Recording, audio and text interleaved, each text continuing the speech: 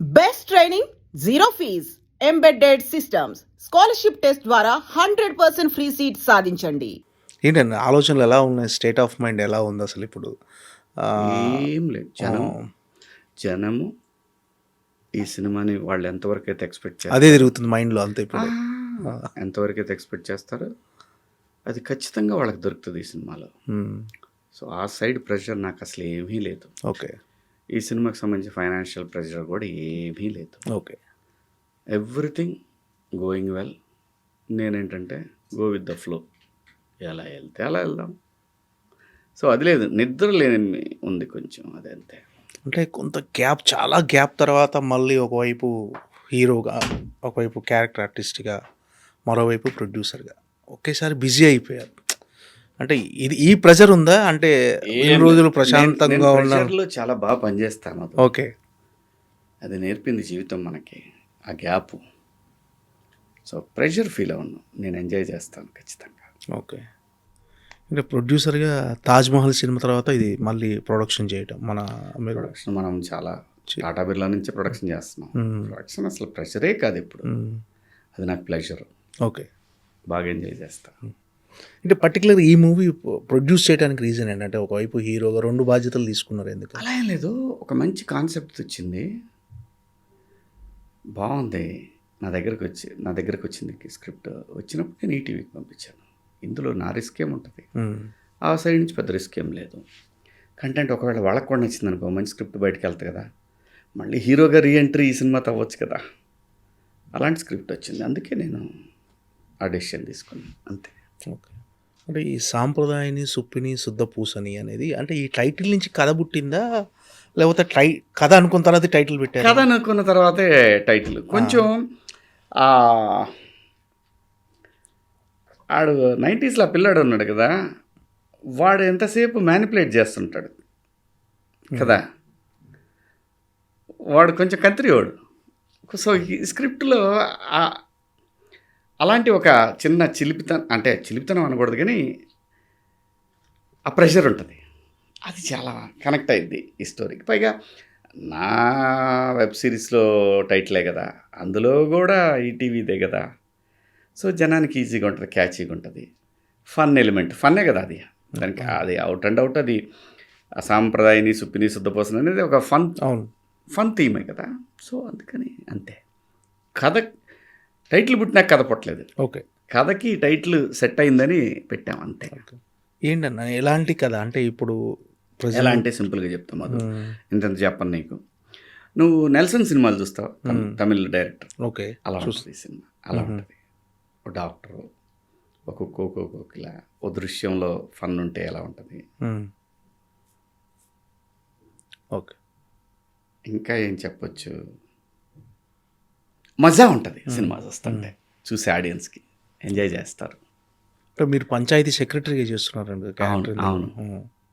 అంటే ఆ క్యారెక్టరైజేషన్లో ఏంటి అంటే కొత్తదనం ఏంటి అసలు? కొత్తదనం ఏముంటుంది, ఒక ఎంప్లాయీ, నిజాయితీ గల ఎంప్లాయీ, ప్రాబ్లమ్స్ ఫ్యామిలీ కోసం ప్రాబ్లమ్స్ ఇస్తే ఎలా ఉంటాడు, దీంట్లో ఫన్, ప్రాబ్లమాటిక్ ఇష్యూస్ వచ్చినప్పుడు ఫన్ జనరేట్ అయితే ఎంత మజా ఉంటుంది, అంతే. అది నచ్చింది బేసిక్ కాన్సెప్ట్లో.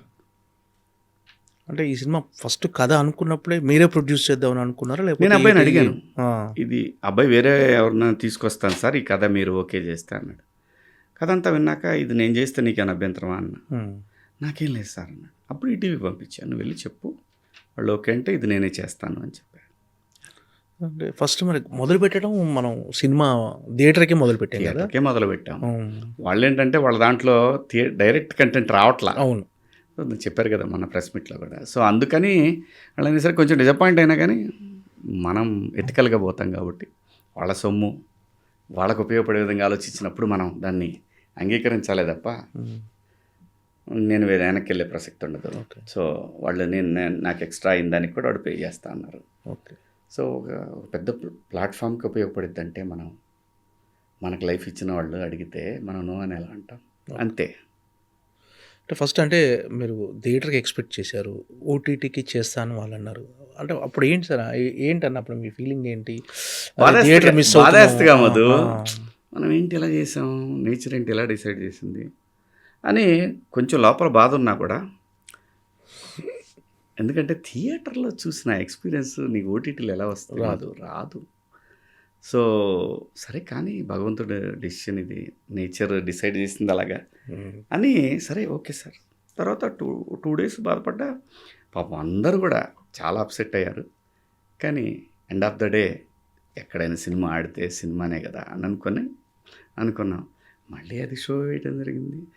అది కొంచెం పెద్ద వాళ్ళు చూడటం జరిగింది. వాళ్ళ ఫ్యామిలీస్ చూశారు, విన్ టీమ్ ఫ్యామిలీస్ చూశారు.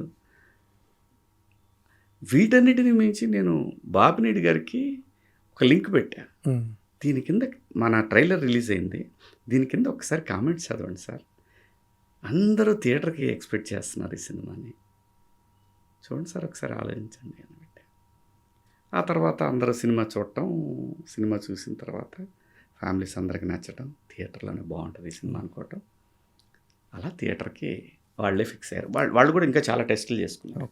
మన అయితే చెప్పగానే అట్లా కాదు, వాళ్ళ ఆ కార్పొరేట్ కంపెనీ కొన్ని పద్ధతులు ఉంటాయి, దాని ప్రకారం పోయారు. ఫోకస్ ఏదో అంటారు దాన్ని, ఒక నామం ఏదో ఉంటుంది ఫోకస్ అనేది. అది 4 చోట్ల చేసుకున్నారు. చేసుకున్న తర్వాత ఇనానిమస్గా ఫిక్స్ అయిపోయి థియేటర్కి. అంటే నేచరు ఎలా తీసిపోయినా మళ్ళీ థియేటర్ మళ్ళీ తీసుకొచ్చింది అక్కడికి. అంటే అంత కష్టం ఉంది మధు. 1.5 year బిడ్డని సాకినట్టు సాకాం. చూద్దాం. అంటే వాళ్ళ స్వార్థం ఏంటంటే 90s తర్వాత మళ్ళీ ఆ స్థాయి చెప్పారు కంటెంట్ వాళ్ళకు పడలేదు అని.